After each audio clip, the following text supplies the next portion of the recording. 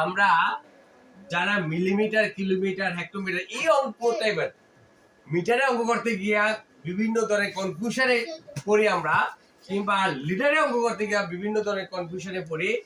আজকের পর থেকে এই ক্লাসটা দেখার পর থেকে আর কোনো সমস্যা থাকবে না। ঠিক আছে?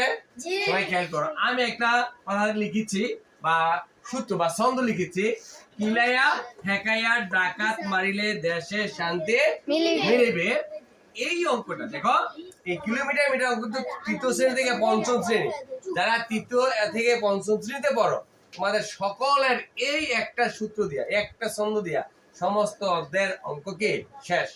খেয়াল করো, কিলাইয়া কিলোমিটার, হেকাইয়া হেক্টোমিটার, ডাকাত ডেকামিটার, মারিলে মিটার, দেশে ডেসিমিটার, শান্তি সেন্টিমিটার, মিলিবে মিলিমিটার। এখন যদি তরল পদার্থ হয় তাহলে আমরা কিভাবে করবো? তরল পদার্থ হলে কিলাইয়া হলো কিলো লিটার, তরল পদার্থ হয়ে যাবে কি লিটারে, কিসে হবে লিটারে। Hectolitre, decalitre, litre, decilitre, centilitre, millilitre. এখন আমাদের তো আর এইভাবে থাকে না, ঠিক না? আমাদের থাকে ধরো 1 কিলোলিটার সমান কত লিটার, ঠিক আছে? এভাবে থাকে আমাদের। আমরা আজকের পর থেকে একদম ইজিলি বের করতে পারবো। খেয়াল করো, আমরা এই যে উপর থেকে নিচ পর্যন্ত, এই যে উপর থেকে নিচ পর্যন্ত যখন আসবো, একটা গড় থেকে আরেকটা গড় 10 করে বাড়বে। একটা গড় থেকে একটা গড় কত করে বাড়বে? 10 করে বাড়বে। তাহলে 1 কিলো লিটার সমান কত হেক্টোলিটার? 10 হেক্টোলিটার।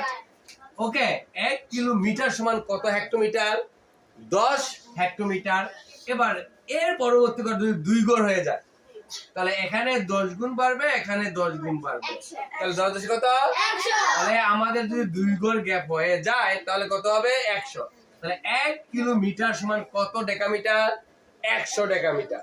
1 কিলো লিটার সমান কত ডেকামিটার? 100 ডেকালিটার।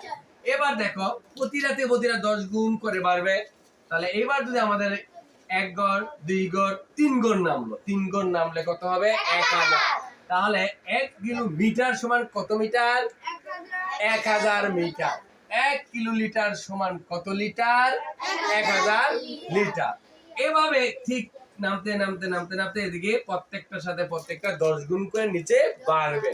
উপর থেকে নিচে যখন আমরা নামবো কত করে? 10 গুণ করে বাড়বে। এখন কত হচ্ছে, নিচের থেকে যখন উপরের দিকে বলবে আমাদের, তখন কি করতে হবে? ভাগ দিতে হবে। 10 ভাগের 1 ভাগ হয়ে যাবে।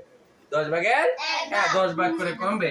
ধরো 1 মিলিলিটার, 1 মিলিমিটার দিয়ে আমরা 1 মিলিমিটার সমান ড্যাশ